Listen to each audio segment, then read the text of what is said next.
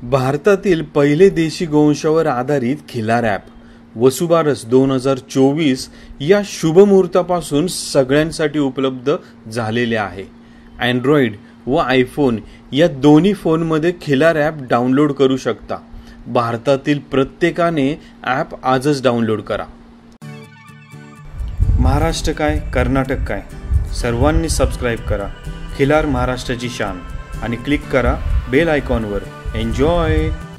नमस्कार मंडळी, खिलार महाराष्ट्राची शान या यूट्यूब चॅनलवर मी सूरज दिघे आपल्या सर्वांचं सहर्ष स्वागत करतो। मंडळी सध्या आपण खंडेराजुरी या गावामध्ये आहोत। खंडेराजुरी हे सलगरेपासून एक अंदाजे 10 ते 15 किलोमीटरवर गाव आहे।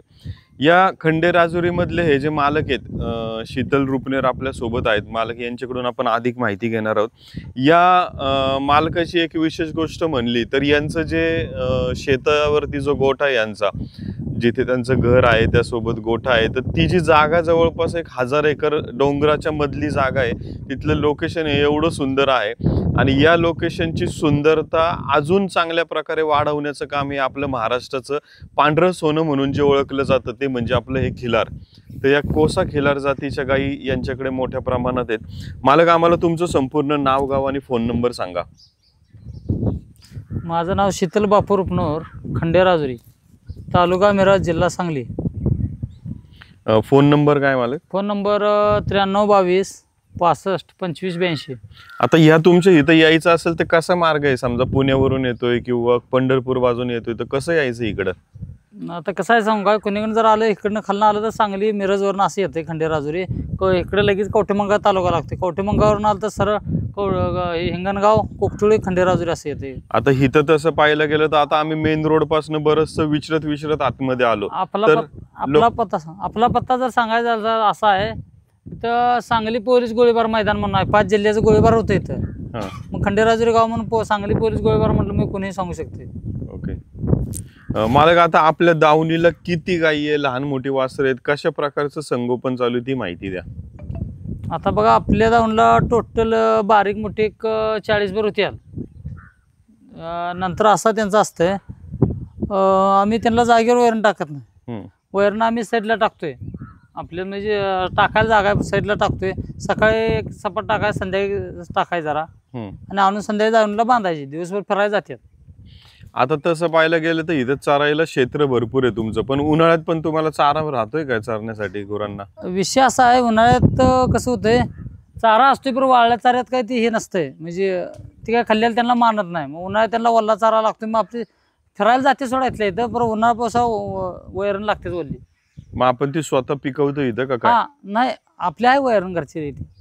काय गरज पडली तर बाहेरनं थोडं आणू शकतोय आपण, नसेल तर मग ह्याच्यावर चालतंय। आता एवढ्या मोठ्या प्रमाणात गायी आणि वासर आहेत तुमच्याकडं, वळू बैल मोठ्या प्रमाणात आहे, तर ह्याचं वर्षभराचं नियोजन, ह्यांचा खर्च असेल, उदरनिर्वाह असेल, तर कसं ह्याच्यातनं सर्व आर्थिक गणित आपण बांधतो? यात असा विषय काय, वर्षाला असं काय एवढं निघते असं काय नसतं। एखाद्या वर्षी जास्त होतं, एखाद्या वर्षी कमी होतंय। बरं, सरासरी कसं आहे माहिती आहे काय, एक वर्षी जास्त कमीचं नियोजन धरलं तर ती एक वर्षी जास्त, एक वर्षी कमी झालं तर एका निम्म्या प्रमाणात येत आहे त्याचं। मग आपण वर्षाला अंदाजे किती वासरं तयार होतात आपल्याकडे, खोंड आणि कालवड? तसं सरासरी बघा, काय वर्षी एवढ्यात म्हणजे मोठे 20 गाय यात, 20 मधले एक 7, 8 किंवा 10 असं वासरं होत्यात। कवा 12, 13 बी होत्यात, कवा 5, 6 बी होत्यात। असं असते, कवा जास्त पाड्या होत्यात, कवा जास्त खोंड होत्यात, असा विषय। मग आपण पाड्या पण विकतो, खोंडी विकतो? पाड्या बी देतोय आपण, खोंड बी देतोय। आता एक गोष्ट आम्हाला थोडंसं विचारायचं होतं की आता ह्या रानात चालणारी तुमची गुरं आहे ती, तर आता समजा शहरी भाग म्हणा किंवा एखाद्याच्या दावणीला जाऊन समजा विकली तर त्याच्या इथं त्याला बांधूनच व्यवस्था किंवा थोडीफार दावण चेंज करायला एखादी दुसरी 2 दावण आहेत, पण त्याला चरायला सोडायला जागा नाही, तर ह्या तुमच्या रानातल्या काही तिथं राहतील का? त्याचा विषय असा असतो, एक 8 ते 15 दिवस जरा दमवत्यात, म्हणजे जरा भुजार जास्त असतात। एक 8-15 दिवस मालकाची वैवट घेऊ करा, कुणाला जवळ देत नाही। आणि एकदा भरडं वगैरे खायला लागले, मालकाला ओळखायला आले, मालकाकडे बघून ओरडायला चालू झाले, म्हणजे त्या मालकाला काय करतो, मग दुसऱ्या माणसाला आपले जनावर कधी जीव देत नाही, स्वतः मालक तेवढा। पण आता ही आम्ही इथनं जर घेऊन जायचं म्हणलं तर लहान कालवडच नेली पाहिजे का मोठी गाई पण नेऊ शकतो? नाही, होता तेवढं लहान कालवडच नाही लागतं, लगेच रांकाला लागायला, मोठी गाई लवकर लागत नाही। आणि ती बघूच काय तर कसं आहे, भुजार असल्यामुळे ती जरा म्हणजे लवकर हाताखाली येत नाही, ताकद जास्त असते। बारकी पाडे कधी 8-15 दिवसात येते हाताखाली। नमस्कार मंडळी, खिलार महाराष्ट्राची शान चॅनलचे 2025ची दिनदर्शिका बुक करण्यासाठी हा व्हिडिओ शेवटपर्यंत नक्की बघा. सर्वात पहिल्यांदा तुम्हाला पैसे भरणे गरजेचे आहे. पैसे भरण्यासाठी तुम्हाला 2 पर्याय दिलेले आहेत. एक तर बँक खात्यात पैसे भरा किंवा जीपे किंवा फोनपेच्या माध्यमातून देखील सहजरित्या तुम्ही पैसे भरू शकता. बँक खात्यामध्ये पैसे भरण्यासाठी खाली बँक खात्याची संपूर्ण माहिती दिलेली आहे. किंवा तुम्ही UPIच्या माध्यमातून पैसे भरणार असाल तर सर्वात पहिल्यांदा आत्ता तुम्हाला स्क्रीनवर दिसत असलेला हा QR कोड स्कॅन करून किंवा दिलेल्या फोन नंबरच्या साहाय्याने जीपे, फोनपे किंवा पेटीएमच्या साहाय्याने सर्वात पहिल्यांदा पैसे भरा. पैसे भरल्यानंतर त्या पावतीचा फोटो म्हणजे स्क्रीनशॉट काढून ठेवायला विसरू नका. आता तुमचे पैसे भरून झालेले आहेत, पण अजून तुमचे कॅलेंडर बुकिंग पूर्ण झालेले नाही. यानंतर व्हिडिओच्या खाली डिस्क्रिप्शनमध्ये एक लिंक दिलेली आहे. कॅलेंडर घरपोच येण्यासाठी हा फॉर्म भरणे तुम्हाला अति आवश्यक आहे. फॉर्म ओपन केल्यानंतर सर्वात पहिल्यांदा तुमचे नाव भरा, त्यानंतर फोन नंबर, संपूर्ण पत्ता भरताना तुमचे गाव, तालुका, जिल्हा ही माहिती नीट भरा, कारण पोस्टमन कॅलेंडर घरपोच घेऊन येण्यासाठी हे खूप महत्त्वाचे आहे. आता येथे 6 आकडी पिनकोड नंबर बरोबर चेक करून भरा. किती कॅलेंडर पाहिजे ती संख्या लिहा, किती पैसे भरले आहेत तेही लिहा आणि सर्वात शेवटी आणि महत्त्वाचे म्हणजे पैसे भरलेल्या पावतीचा फोटो किंवा स्क्रीनशॉट जो तुम्ही मगाशी काढून ठेवलेला आहे तो देखील अपलोड करा. ही स्टेप महत्त्वाची आहे. आता सर्वात शेवटी सबमिट या बटनावर क्लिक करा, म्हणजे तुमचे कॅलेंडर बुकिंग पूर्ण झालेले आहे याची खात्री करा. एक महत्त्वाची बाब लक्षात घ्या, तुम्ही पैसे भरलेले आहेत पण हा फॉर्म जर भरलेला नसेल तर तुमचे कॅलेंडर घरपोच येणार नाही याची सर्वांनी नोंद घ्यावी. त्यामुळे फॉर्म भरणे हे सर्वांना बंधनकारक आहे. फॉर्म भरणे खूप सोपे आहे. फॉर्म भरताना काही अडचण येत असेल तर जवळच्या मित्रमंडळी किंवा इतर माहितीदारांची मदत घेऊन तुम्ही सहजरित्या भरू शकता किंवा चॅनलच्या नंबरवर देखील फोन करू शकता. डिसेंबर 2024च्या महिनाअखेरपर्यंत तुमचे नवीन वर्षाचे म्हणजे 2025चे खिलार कॅलेंडर घरपोच आलेले असेल. धन्यवाद. खिलार महाराष्ट्राची शान. आता गाय तुमच्या एवढ्या असताना मग आता जवळपास दावणीला 3 वळू पाहतोय, तर मग आपण कसं करतो की त्या ब्लड लाईनचं कालवडला दुसरा वळू किंवा काय असतं नियोजन? त्याचा विषय असा आहे, प्रत्येकाची लाईन बदलून ती ब्रीडिंग करायला लागते. त्याच लाईनला 30 बैल सोडून चालत नाही. ती ब्रीडिंग एक होत्या, रगत गट एक होतोय. त्यामुळं त्याच्या गटाला ते दुसरा दावायचा, त्या दुसऱ्या गटाला ते असं बैल म्हणून बैल आपण जर एकाच रक्ताचे जर ते दाखवले तर काय प्रॉब्लेम आपल्याला वासरांमध्ये दिसून येतो? फरक पडतोय की एखादी वासरू अपंग होऊ शकते, एखादी काय तर म्हणजे कुठं कोणा फॉल्ट येतच असतो. पाय तर वाकडं होतंय, तोंड वाकडं होतंय किंवा पाठीत कोण आवाळ येते किंवा काय तर होते. त्याचं बर्डन ती कसं होतं माहिती आहे, जी झालेलं असलं रगत गेट झाला म्हणजे ती धावतीच काय तर. आता मला इथं अजून एक असं विचारायचं की आता आमच्या शेतकऱ्यांना एक बराचसा प्रॉब्लेम असा जाणवत असतो की कधी कधी गाईला वासरू झालं आणि कदाचित ते गाईकडं रात्री अपरात्री झाल्यानंतर गाई त्याला जवळ करत नाही किंवा गायमध्ये दूध तिला मिळत नाही, तर हा प्रॉब्लेम कशामुळे होत असेल? विषय असा आहे, देशी गाय म्हणजे एक असा आहे, सगळ्या जनावरांमध्ये ती त्याला घाण बिन दुसऱ्या जनावर काय लागलेलं चालत नाही. त्याला ज्या टायमाला ती जलमते त्या टायमाला त्याने लगेच वास घेतला पाहिजे. ती कसं होतं, दुसऱ्या साईडला घाणीत पडून जर त्या गायीनं वास घेतला तर ती गाय घेऊ शकत. त्याला ते कसं आहे, जलमल्यास त्या गायीच्या पुढेच वासरू पडलं पाहिजे. मग आपण काय करतोय, ज्या माणसाचं असं घडतंय तो माणूस लक्ष देत नाही, नंतर जाऊन बघतोय झाल्यानंतर एक तासाभरानं ही झाल्यावर त्याला आम जाऊन पडून घाण झाल्यावर त्याला जनावर ते घेत नसतं. देशी गाय असे स्वतःचा वास स्वतःला झाला पाहिजे आणि एकदा वास घेतला परत काय बी होईल त्याला अडचण येत नाही. बरं, सुरुवातला जो जलमपत असतं त्या टायमाला ते तसं झालं पाहिजे. आता बरेचदा आता काही जण म्हणतात की आता वासरू जन्माला आल्यानंतर थोडंसं अंगावरती जे काही त्याचं पाणी असतं तर त्याला धुतलं कधी पाहिजे का धुवायची गरज नसते? काय तसं काय विषय नसतोय. धुलं तरी बी त्याला अडचण, पण त्याला दुसऱ्या जनावराची घाण लागता कामा नाही. पाण्याने धुल्याला काय एवढं काय अडचण येत नाही, पण दुसऱ्या जनावराची घाण म्हणजे शेण असो मूत असो ही कसं होतंय, त्याला ती परिस्थिती झालं तर त्या देशी जनावराला ती वास नाही चालत.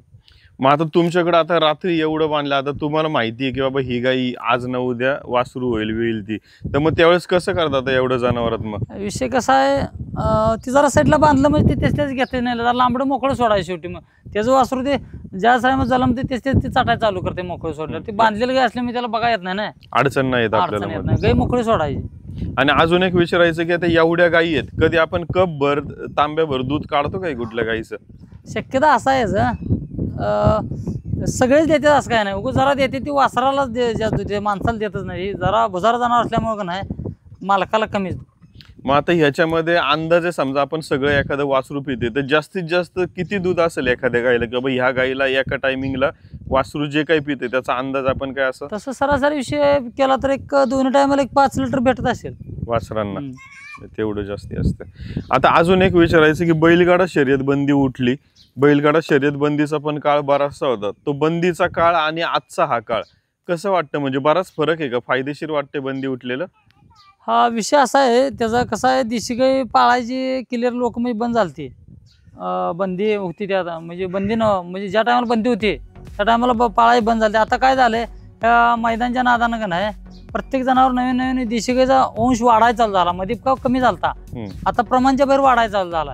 प्रत्येक जण आता बऱ्याचपैकी सिटी लेवलला देशी गाई म्हणजे काय माहित नव्हती, आता सिटी लेवलला सुद्धा नाही गाई पाळायला लागले. बाकी जनावर नको पण देशी पाहिजे, एवढा फायदा झालाय. आणि मग जर आता इथून पुढील भविष्य काळात आज तुमच्या दावणीला एवढ्या गायी आहेत, ह्या गायी अजून भरपूर 100चा पण आकडा पाहायला मिळेल आपल्याला, की एवढं आपण करू शकतोय कॅपॅसिटी? होणार की, त्याचा काय विषय नाही. कसं होतं सांगू का, आपल्या पुढं निसर्गाच्या काळावर निसर्ग कसं साथ देईल त्यावर होणार की आपलं. आणि आता अजून एक गोष्ट विचारायची की आता ह्या गायी रानात चरायला जातात, तर सकाळी किती वाजता सोडतो, संध्याकाळी किती वाजता येणं असतं परत? तसा विषय कसा आहे माहिती आहे, सकाळी जर 10 वाजता सुटली संध्याकाळी 6 वाजता येतात घराकडे. तर मंडळी, आपण मालकांनी इथं एक गोष्ट आपल्याला सांगितली की सर्वात पहिली मेन गोष्ट म्हणजे ब्लड लाईन चा एकच ब्लड लाईनची गाय आणि बैल नाही आला पाहिजे. ते बदलण्यासाठी त्यांनी दावणीला जवळपास जास्त वळू ठेवले. त्यांची माहिती आपण पुढच्या मुलाखतीमध्ये घेणार आहोत. तर खिलार महाराष्ट्राची शान चॅनल खिलार एक ब्रीडिंग प्रोग्राम देखील राबवणार आहे. आता समजा एखादा मालक त्याच्या माहितीने त्याच्या वहीमध्ये किंवा ह्याच्यात नोट करून ठेवतो की बाबा ह्या गाईचं हे वासरू, कदाचित यांच्याकडं आत्ता एखाद्या गाईचं आपल्याकडे 5-6 पिढ्या पण असतील तिच्या कालवडी. हो, मग आता 5-6 पिढ्या कालवडी असताना मग त्यांची नोंद ठेवणं आणि त्याच लाईनला त्याच लाईनचा वळू न येणं, तर हे मोठं गरजेचं आहे. तर याच्यासाठी खिलार ब्रीडिंग प्रोग्राम की ज्याच्यामध्ये आपण मायक्रोचिप बसवणार आहोत संपूर्ण महाराष्ट्र कर्नाटकातील खिलारला, की ज्याचा फायदा हा पुढील म्हणजे आता जसं प्रत्येक शेतकऱ्याला वाटतं की बैलगाडा शर्यत बंदी उठला, आता थोडंसं फायद्याचे दिवस आलेले, तर अजून कसं फायदेशीर होणार, तर याचं आपण सर्वांना व्हिडिओच्या माध्यमातून आपण माहिती देऊच. आता यांच्या दावणीची आपण ही खास गायींची मुलाखत पाहिली. तुमचे कोणते प्रश्न असतील तर ते खाली कमेंट्स करा, आपण नक्कीच त्यांना उत्तर देण्याचा प्रयत्न करू. आणि उद्या संध्याकाळी बरोबर 6 वाजता या मालकाच्या दावणीच्या खास वळू बैलांची मुलाखत पाहायला विसरू नका मंडळी. खूप खूप धन्यवाद. आणि चॅनल लाईक, शेअर, सबस्क्राईब करायला विसरू नका.